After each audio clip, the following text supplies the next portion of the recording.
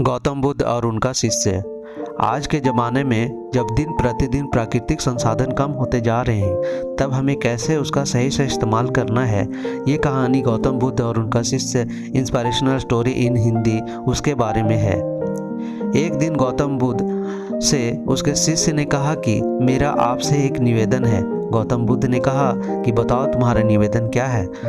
शिष्य ने कहा मेरे वस्त्र पुराने हो गए हैं, अब वो पहनने लायक भी नहीं रहे। क्या आप मुझे नए वस्त्र देने का कष्ट कर सकते हैं? गौतम बुद्ध ने उसके शिष्य के वस्त्र देखे, सच में ये बहुत पुराने हो गए थे। इसलिए बुद्ध ने एक अन्य शिष्य को आदेश दिया कि तुम इसे नए वस्त्र दिलवा दो। कुछ दिन बाद जब गौतम बुद्ध उस शिष्य से मिलते हैं, तब उन्होंने उनसे पूछा कि क्या तुम्हें अब अपने नए वस्त्र में आराम मिल रहा है? तुम्हें और कुछ तो नहीं चाहिए? तभी उस शिष्य ने कहा धन्यवाद प्रभु, मुझे अब इन वस्त्रों में बिल्कुल आराम मिल रहा है, मुझे और कुछ भी नहीं चाहिए। गौतम बुद्ध ने शिष्य से पूछा कि अब जब तुम्हारे पास नए वस्त्र हैं, तो तुमने अपने पुराने वस्त्र का क्या किया? शिष्य ने कहा प्रभु, जब मैं इसे ओढ़ने के लिए प्रयोग में ला रहा हूँ। बुद्ध ने कहा तो तुमने अपने पुराने ओढ़ने के लिए जो ओढ़नी रखी थी उसका क्या किया? शिष्य ने कहा जी, मैंने उसे खिड़की पर पर्दे की जगह लगा दी। गौतम बुद्ध ने फिर से प्रश्न पूछा तो फिर तुमने पुराने पर्दे का क्या किया? तुमने उसे फेंक दिया?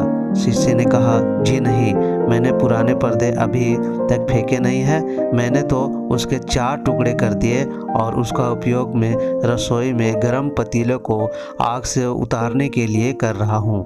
बुद्ध ने पूछा तो फिर तुमने अपने रसोई में पुराने कपड़ों का क्या किया? शिष्य ने कहा अब मैं उन्हें पोछा लगाने के लिए उपयोग में लेने वाला हूँ। गौतम बुद्ध ने कहा तो फिर तुम्हारे पुराने पोछे का क्या हुआ? तब शिष्य ने कहा कि प्रभु, मेरे पुराने पोछा अब उतना खराब हो गया था कि उसका कुछ नहीं हो सकता था, इसलिए मैंने उसे पुराने पोछे के एक एक धागा अलग कर दिया और उसमें से दिए की बातियां तैयार कर ली और उन्हीं बातियों में से एक कल रात आपके कक्ष में प्रकाशित की थी। गौतम बुद्ध अपने शिष्य से संतुष्ट थे। वो ये जानकर बहुत खुश थे कि उनका शिष्य चीज़ों को बर्बाद नहीं करता है और उसमें ये भी समझने की चीज़ों को किस तरह से उपयोग किया जा सकता है। आज के ज़माने में जब प्राकृतिक संसाधन दिन प्रतिदिन कम होते जा रहे हैं, तब ऐसे समय में हमें यही कोशिश करनी चाहिए कि हमें चीज़ों को बर्बाद होते हुए रोक सकते हैं और इसका सही से इस्तेमाल कर सकते हैं। हम सब मिलकर अपने छोटे छोटे प्रयत्नों से और चीज़ों को बर्बाद न करके इस धरा को बचा सकते हैं। अगर हमारी स्टोरी गौतम बुद्ध और उनका शिष्य इंस्पिरेशनल स्टोरी इन हिंदी आपको अच्छी लगी हो तो अपने दोस्तों के साथ भी शेयर कीजिए और कमेंट में ज़रूर बताइए कि कैसी लगी हमारी ये कहानी, गौतम बुद्ध की कहानी।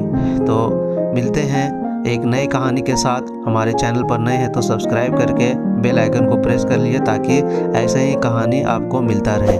तब तक के लिए धन्यवाद।